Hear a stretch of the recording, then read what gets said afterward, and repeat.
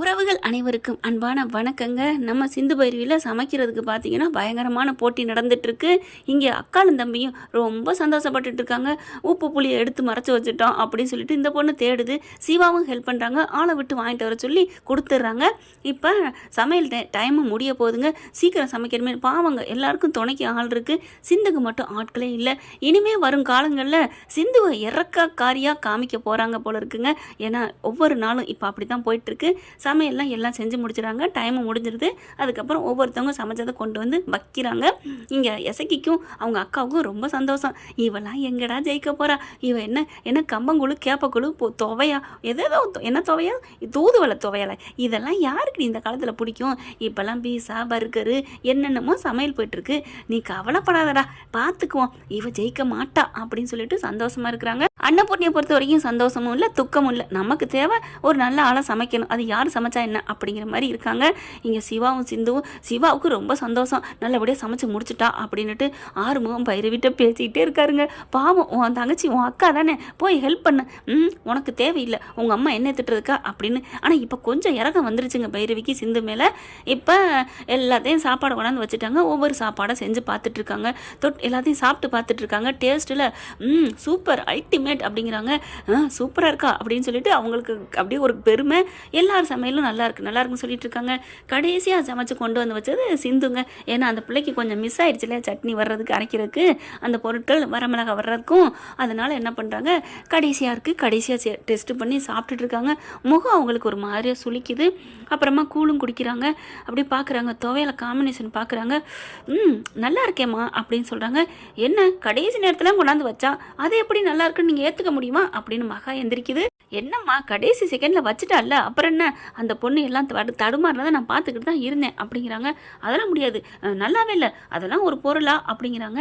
இங்கே பாருங்கள், நான் இப்போ சாப்பிட்டு இந்த சமைச்சது எல்லாம் பண்ணதுலேயும் ஒரு முடிவு பண்ணியிருக்கேன், ஒரு முடிவுக்கு வந்திருக்கேன். என்ன அப்படிங்கிறாங்களா? ரெண்டு விஷயம். நான் இந்த போட்டியில் யார் வின் பண்ணாங்க அப்படின்னு சொல்கிறதுக்கு காரணம் 2 ரீசன் அப்படின்னு சொல்கிறாங்க. அது யாருன்னு ஜெயிச்சாங்கன்னு சொல்லிட்டு அந்த ரீசனை சொல்கிறேன் அப்படின்னு சொல்லிட்டு இந்த போட்டியில் ஜெயிச்சது சிந்து அப்படிங்கிறாங்க. சிந்துன்னு சொன்னோன்னே அப்படி ஒரு சந்தோஷம் பைரவிக்கு, ஆறுமுகத்துக்கு, சிவாவுக்கும் அப்படி கைதட்டுறாங்க. அடுத்து பார்த்தா நீங்கள் எப்படி சிந்துவுக்கு கொடுக்க போச்சு அப்படின்னு அடுத்ததுக்கு இருக்காங்க இல்லையா, அதாவது வெரைட்டியாக செஞ்சவங்க அவங்க கேட்குறாங்க. என்னன்னு சொல்லணுமா அப்படிங்கிற மகாவும் இசைக்கும். ஆமாம் சார், நீங்கள் அவங்களுக்கு கொடுக்க போச்சு, அதெல்லாம் தப்பு, அதை விட நல்லா பெருசாக செஞ்சுருக்காங்க, நீங்கள் அவங்களுக்குள்ள கொடுக்கணும், இதெல்லாம் ரொம்ப ஓவர் அப்படி இப்படின்னு கத்துறாங்க. இருமா நான் என்ன சொல்ல வர்றதுங்க புரிஞ்சுக்காமல் பேசாதீங்க, நான் என்னன்னு ஆதாரத்தோட தான் நான் எல்லாம் பண்ணுவேன் அப்படின்னு சொல்லிட்டு ஆதாரத்தை கொடுக்குறாங்க. என்ன அப்படின்னு பார்த்தா இந்த பொண்ணுக்கு பொருட்கள்லாம் காணாமல் போயிருக்கு, திருடு போயிருக்கு. அது இல்லாமல் கஷ்டப்பட்டு அந்த வீட்டில் வாங்கி அந்த கொடுத்துருக்காரு, அதனால தான் அந்த அம்மா சமைச்சிருக்கு அப்படின்னு சொல்ல அப்படியே திரு முழிக்குதுங்க. இல்லையே, அதெல்லாம் கொடுத்தாச்சு, இவன் எங்கேயாவது மிஸ் பண்ணதுக்கு என்ன பண்ண முடியும்? சரி அதுக்கும் வர்றேன், யார் எடுத்தா என்ன எடுத்தாங்கிறத காமிக்காம போகிறேன். அடுத்து இன்னொன்று, இந்த பொண்ணு இருக்கிற இங்கே கொடுத்துருக்கிற பொருட்கள்லையே எல்லாரும் விலை உசந்தது, காஸ்ட்லி, சத்தானது அப்படின்னு நினைக்கலாம். ஆனால் சத்து இல்லாதது தான் இவங்க பண்ணியிருக்கிறது. ஓரளவு சத்துன்னு சொல்லிக்கலாம். ஆனால் குறைஞ்சதில் விவசாயிங்களுக்கு பயன்பெறக்கூடியதில் உடம்புக்கு நமக்கும் ஆரோக்கியம், இதை சாப்பிட்றவங்களுக்கு ஆரோக்கியமாக இருக்கிறதுலையும் இந்த இவங்க சிந்து சமைச்சது தான் நம்பர் 1 இடத்துல இருக்குது. குறைஞ்ச செலவில் தரமான உணவை செஞ்சுருக்காங்க நம்ம சிந்து. அதனால தான் நான் இவங்களுக்கு இந்த ரீசனுக்காக தான் இவங்களுக்கு கொடுக்குறேன் பரிசு அப்படிங்கிறாங்க.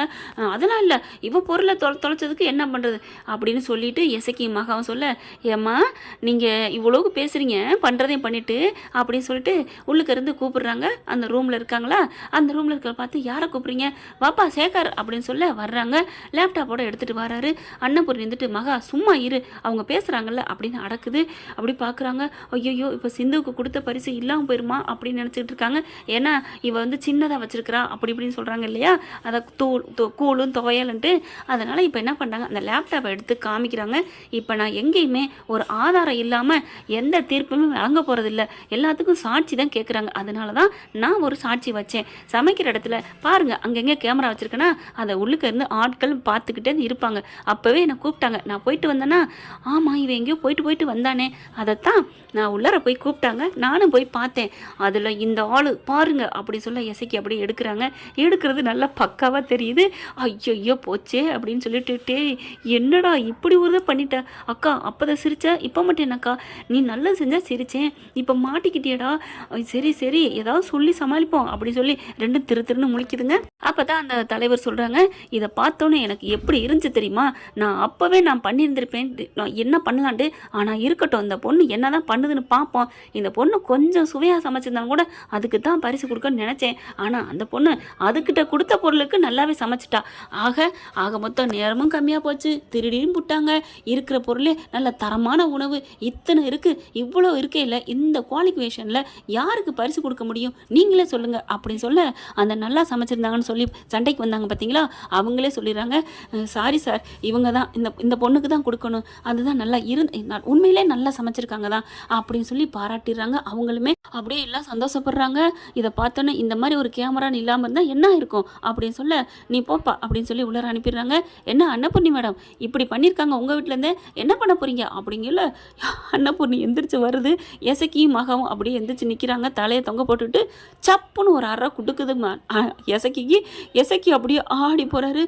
அக்கா என்னக்கா என்னக்கா எதுக்குடா அப்படி பண்ண, இல்லைக்கா நம்ம கேட்டரிங்க அவையாக்கா சமைக்க வரணும், அதுக்காக இப்படி நீ தவறான முறையில் பண்ணுவியா, எப்போவுமே நேர்மையான வழியில் பண்ணணும்டா, அப்போ சிந்து தாலி கட்டிக்கிட்டு போய் சொன்னா அப்படின்னு சொன்னமே, இதுக்கு என்ன வித்தியாசம், இப்போ என்னடா உன்னையும் ஒதுக்கி வைக்கவா, அக்கா அது வந்து ஆமாம் அப்படி உடனே ஆர்மா வராரு, அம்மா நீங்கள் சொல்கிறதாம்மா சரி கரெக்டுமா, சிந்து போய் சொன்னான்னு எப்படி வீட்டை விட்டு ஒதுக்குனீங்க, இப்போ இவன் திருட்டுத்தனம் ஃப்ராட்தனம் போட்டண்டி வேலை பண்ணியிருக்கான், இவனுக்கு மட்டும் வீட்டுக்குள்ள விடுவீங்களா, இவனை அந்த பக்கம் கொள்ளையில் சமைக்க வைங்க அப்படி சொல்ல, அன்னபூர்ணி பார்க்குது. அப்புறம் அங்கே இருக்க தலைவரும், ஆமாம்மா இதெல்லாம் தப்பு, இந்த மாதிரி தப்பு பண்ணுறவங்க நாளைக்கு என்ன வேணாலும் பண்ணுவாங்க, ஒருத்தவங்க பிடிக்கலைங்கிறக்காண்டி இப்படியெல்லாமா அவங்க வாழ்க்கையோட விளையாடுறது, வாழ்வாதாரத்தோட அடிச்சிருக்கானே அடிமடியிலே அப்படின்னு சொல்ல, அன்னபூர்ணிக்கு வெக்கம் போகுது, அப்படியே தலை குனியுது, இப்படி பண்ணிட்டானே அவன் தம்பின்னு, அக்கா நான் என்னக்கா பண்ணுவேன் அப்படின்னு 2 சாத்து கண் அடிச்சு விட்டு தம்பியை சும்மா துப்புன்னு அடிக்குது. ஏன்டா அப்படி பண்ண அப்படின்ட்டு, விடு மகா அடிச்செல்லாம் ஒருத்தர் திருந்தக்கூடாது அப்படின்னு சொல்ல, அப்போ என்னம்மா பண்ண போறீங்க அப்படின்னு ஆர்வமும் சிவாவும் கேட்க, என்ன பண்ணுறதா, சிந்துவுக்கு என்ன தண்டனை கொடுத்தோமோ அதே தான் அவனும் கொல்ல பிறந்தேன் சமைச்சுக்கணும், வீட்டுக்குள்ள வரக்கூடாது, அவன் மாடி ரூமில் இருக்கல அந்த ஸ்டோர் ரூமில் போய் படுத்துக்கட்டும் அப்படின்னு சொல்லிடுறாங்க. அப்படியே பார்க்குறாங்க, என்னடா இப்படி போச்சு, அக்கா அவளை விரட்டலான்னு பார்த்தா என்னையே ஒரே வாக்கில் ஓரம் கட்டிட்டாளேக்கா அப்படின்னு இவர் பேசிக்கிறாங்க. அதுக்கப்புறம் சிந்துவை கூப்பிட்டு வச்சு, உங்களுக்கு தாமா இந்த ஆர்டர் கொடுக்கலாம், உங்களோட சாப்பாடு தான் சூப்பர் அப்படின்னு சொல்லிட்டு ஒரு கேடைய மாதிரி இருக்குது கொடுக்குறாங்க.